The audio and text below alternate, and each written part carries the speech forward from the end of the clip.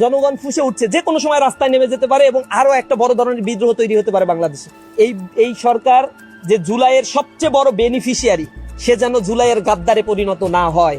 জুলাইয়ের শহীদদের উপরে দাঁড়িয়ে লন্ডন থেকে ফেরত এসে রাজনীতি করার সুযোগটা পেয়েছেন। এই গণ রায় যদি আপনারা না মানেন, গণ বিস্ফোরণের জন্য আপনাদের অপেক্ষা করতে হবে। এরা ছাত্রদল করে, এদের বয়স অ্যানালাইসিস করার সুযোগটা পাইলে আপনাদেরকে জানাইতাম। এরা কেমনে ছাত্রদল করে, আমার ভিতরে বহুত সংশয় আছে। রক কাটার এই রাজনীতি তো ছাত্রদলের পুরাতন রাজনীতি, এগুলো তারা করে। এবং জুলাইকে ম্লান করে দেওয়ার জন্য, জুলাই সনদ, গণভোট, এগুলোকে ম্লান করে দেওয়ার জন্য সকল অপকর্মের মধ্যে তারা লিপ্ত হয়ে আছে। আমরা বারবার বলছি ক্যাম্পাস শান্ত রাখতে হবে। শিক্ষার্থীরা দীর্ঘদিন পরে ক্যাম্পাসে ফিরেছে, সকল ছাত্র সংগঠনগুলো ক্যাম্পাসে তাদের অধিকার প্রয়োগ করছে, কিন্তু আশ্চর্যের বিষয় ক্যাম্পাসে একটার পর একটা পায়ে পাড়া দিয়ে ঝগড়া করার যে প্রবণতাগুলো ছাত্র দলের মধ্যে আমরা দেখছি। শিক্ষার্থীরা তাদের মিছিলে যায় না, দেখবেন এখন মিছিল করলে লোক হচ্ছে না, এটা তাদের মর্মপীড়ার কারণ। কেন শিক্ষার্থীরা তাদের মিছিলে যাচ্ছে না, গণরুম গেস্ট রুম করতে পারছে না, তাদেরকে জোরপূর্বক নিয়ে যেতে পারছে না। এবং আমার কাছে কিছু ইনফরমেশন রয়েছে, তাদের যে সংগঠন মেইন দল যেটা বিএমপি ছাত্র সংগঠন, তো এই মেইন দলের পক্ষ থেকে বলা হচ্ছে ক্যাম্পাসগুলোতে উত্তপ্ত করতে। এর কারণ হচ্ছে রাষ্ট্র পরিচালনায় ব্যর্থতার পরিচয় দিচ্ছে, জনগণ ফুঁসে উঠছে, যে কোনো সময় রাস্তায় নেমে যেতে পারে এবং আরো একটা বড় ধরনের বিদ্রোহ তৈরি হতে পারে বাংলাদেশে। এই বিদ্রোহ যাতে না হয়, এজন্য মিডিয়ার দৃষ্টি অন্যদিকে ঘোরানোর জন্য তারা ইতিমধ্যেই ক্যাম্পাসগুলোতে উত্তপ্ত করে দুই গ্রুপের সংঘর্ষ, এই নিউজগুলো মিডিয়ায় প্রকাশ হবে। আর এদিকে তাদের যে অপরাধগুলো, তারা যে সিন্ডিকেট বাণিজ্যগুলো করছে, ব্যাংকগুলো তারা দখল করে রাখছে, জনগণের জামানতগুলো তারা দিতে পারছে না, ক্যাপিটাল মার্কেটের অবস্থা খারাপ, স্টক মার্কেটের অবস্থা খারাপ, বেকারত্বের সংখ্যা দিন দিন বেড়ে যাচ্ছে, দ্রব্যমূল্যের ঊর্ধ্বগতিতে জনজীবন নাকাল হয়ে পড়েছে। একের পর এক গণবিরোধী আইন তারা বাস্তবায়ন করছে পার্লামেন্টে। যে অধ্যাদেশগুলো দেওয়া হয়েছিল তার মধ্যে দেখেছেন 20টা অধ্যাদেশ ইতিমধ্যে তারা সেটাকে ল্যাপস করে দিয়েছে। এই 20টা অধ্যাদেশের মধ্যে গুম প্রতিরোধ প্রতিকার অধ্যাদেশ রয়েছে, মানবাধিকার অধ্যাদেশ রয়েছে, ব্যাংক রেজুলেশন অধ্যাদেশের হালকা সংশোধন করে পুরাতন ফ্যাসিবাদকে পুনর্বাসনের জন্য একটা আইন তারা আবার করে দিয়েছে। গণভোটের রায় বাস্তবায়নের ক্ষেত্রে গড়িমসি দেখছি এখন পর্যন্ত। জুলাই সনদে বলে অক্ষরে অক্ষরে এটা বাস্তবায়ন করবে, অক্ষরে অক্ষরে বাস্তবায়ন, এটা বাইরে বক্তব্য দেওয়ার আপনার কিছু না, আপনার হাতে ক্ষমতা আছে, প্রথম দিনই সংসদে আপনার এটা বাস্তবায়ন শুরু করার দরকার ছিল। এক্ষেত্রে তাদের অসততা আমাদেরকে ভাবিয়ে তুলছে। আমরা মনে করি এই সরকার যে জুলাইয়ের সবচেয়ে বড় বেনিফিশিয়ারি, সে যেন জুলাইয়ের গাদ্দারে পরিণত না হয়।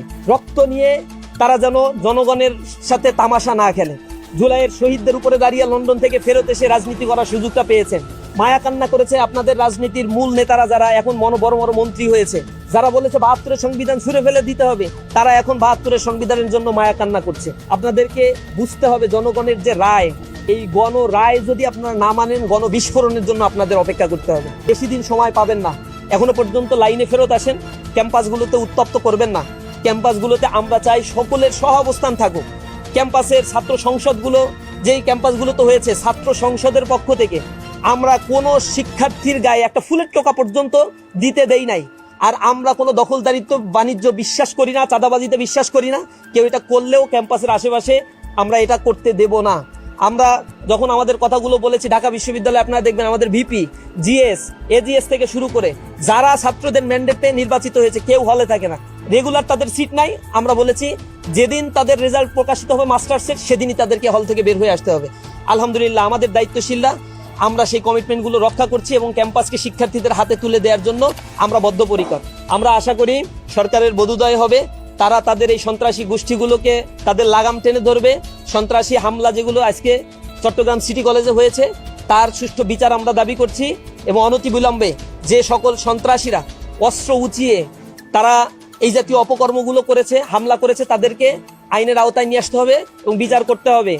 এরা ছাত্রদল করে, এদের বয়স অ্যানালাইসিস করার সুযোগটা পাইলে আপনাদেরকে জানাইতাম।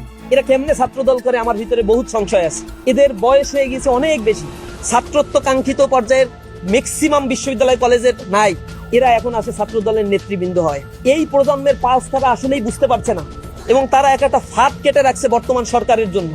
এটা বর্তমান সরকার যদি না বুঝে, তাদের পরিণতি ভয়ঙ্কর হবে, যে পরিণতিটা কিছুদিন আগেই একজন ফ্যাসিস্টের হয়ে গিয়েছে। আমরা সরকারের প্রতি উদাত্ত আহ্বান জানাই, বারবার বিভিন্ন ইস্যুতে আমরা তাদেরকে সতর্ক করছি, রাজপথের শান্তিপূর্ণ কর্মসূচি দিচ্ছি, মিছিল করছি। আমরা সরকারের কাছে সরকারের শুভাকাঙ্ক্ষী হতে চাই, দেশটা নতুনভাবে গড়ে উঠুক, এটা আমরা চাই। ইসলামী ছাত্র শিবির এক্ষেত্রে সহযোগিতা করবে, কিন্তু কোনো অন্যায় আমরা বরদাস্ত করব না। রক কাটার এই রাজনীতি তো ছাত্র দলের পুরাতন রাজনীতি এগুলো তারা করে। এখানে দেখতে পাচ্ছেন একেবারেই বিচ্ছিন্ন হয়ে গেছে প্রায়। এটা এখন ওটিতে আছে চিকিৎসাধীন অবস্থায়। আমরা দোয়া করি আল্লাহ রাব্বুল আলামিন ভাইকে যেন আমাদের মাঝে অতি দ্রুত সুস্থ করে ফেরত দেন। খুবই খারাপ অবস্থার মধ্যে দিয়েই যাচ্ছে। আরো কয়েকজন বেশ আহত, চিকিৎসাধীন অবস্থায় রয়েছে, এমার্জেন্সি হাসপাতালে তাদেরকে নিয়ে যাওয়া হয়েছে। অন্তত 20টা প্রোগ্রামে ছাত্র দলকে আহ্বান জানিয়েছি, তাদের পক্ষ থেকে আমরা কোনো রেসপন্স পাইনি। ইফতার মাহফিলের মতো প্রোগ্রামে বিএনপির নেতাকর্মীরা আসছে, আপনারা হয়তো নিউজে দেখেছেন, ছাত্র দলের কেউ আসে নাই। অথচ তাদের সাথে বিন্দুমাত্র কোনো দূরত্ব আমাদের ছিল না, আমাদের সাথে বসতে চায় নাই। কারণ তারা যে রাজনীতিটা করতে অভ্যস্ত, দখলদারিত্ব, সাদাবাজি, আমরা বলেছি এই রাজনীতিটা করা যাবে না এখন আর। এটাই হচ্ছে তাদের প্রবলেম। কেন আমরা এটা বলেছি, হয়তো সেই জন্য তাদের হাতে ঘা লেগেছে। তারা তো এই রাজনীতি ছাড়া কিছুই বুঝে না। কেন শিক্ষার্থীরা আপনাদেরকে পছন্দ করে না? এতগুলো ছাত্র সংসদে কেন আপনাদেরকে ভরাডুবি হতে হলো? বেগম রোকেয়া বিশ্ববিদ্যালয়ের ছাত্র সংসদ নির্বাচন তারা কেন চায় না? কারণ চায় না এখানেও তাদের ভরাডুবি হবে। কেন ভরাডুবি হয়? একটা ছাত্র সংগঠন কাজ করলে তাদেরকে মানুষ ম্যান্ডেট দিবে না কেন? কারণ তারা জানে আমরা যা করি এই রাজনীতি দুনিয়ার কেউ আসলে পছন্দ করে না। গুপ্ত লিখেছে ছাত্র দল, এটা ভিডিও আছে ইউটিউব, ফেসবুকে, আপনারা দেখতে পাবেন। গতকাল থেকে এটা চলছে এবং তারা এইটা লিখতে পারে, এটা তাদের রাইটস, এটা নিয়ে আমরা প্রবলেম নাই। এইটা নিয়ে শিক্ষার্থীরা ট্রল করছে। গুপ্ত আসলে কারা, কাদের ভিতরে কারা গুপ্ত ছিল, এইটা নিয়ে তারা প্রচন্ড পরিমাণে মর্মপীড়ায় ভুগেছে এবং আজকের ঘটনাটা এই কারণেই তারা ঘটিয়েছে।